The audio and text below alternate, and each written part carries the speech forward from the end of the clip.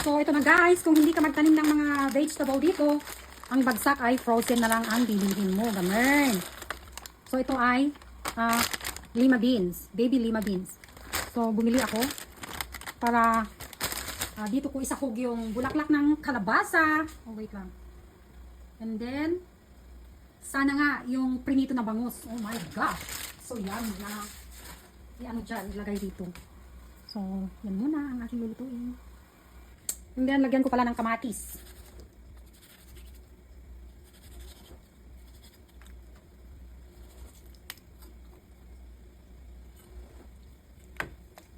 So, ayan. And then, wait lang.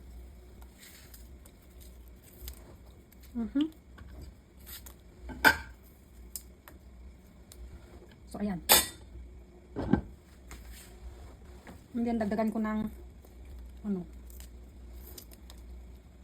sibuyas.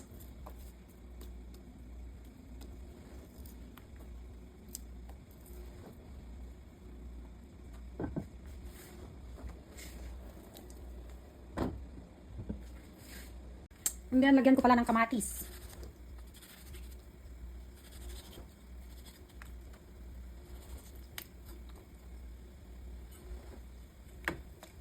So, ayan. And then, wait lang.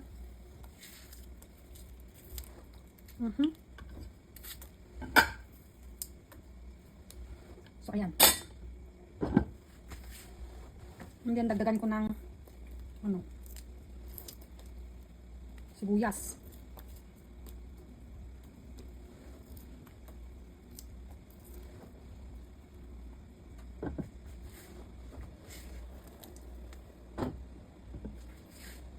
At ito na nga guys, ilagay natin ang beans.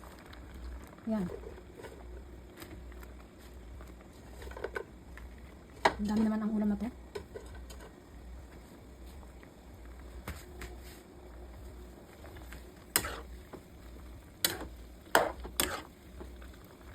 Ito dyan itab. Imas. Imas nga maikwa kumagayam inya. Di ma-smash, madot-dot. Tap nun ikan sili. Ikan kumati sili.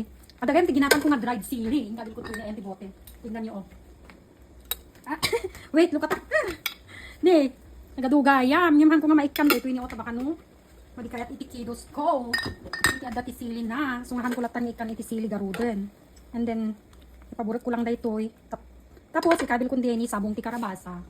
Wait lang manan. At ito na nga. Ilalagay ko na ang bulaklak ng kalabasa and then kakain na ako mamaya. Wow.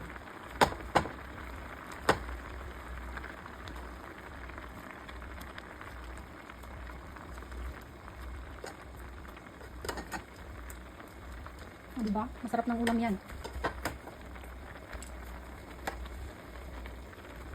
Paslamot lang nga, adana ko ni Jekwa dito yan. Bulanaw. Nagsidanak iti itab. Ayan, diba? I-close ko basit and then later on, malpasin mga anak ko. Thanks for watching.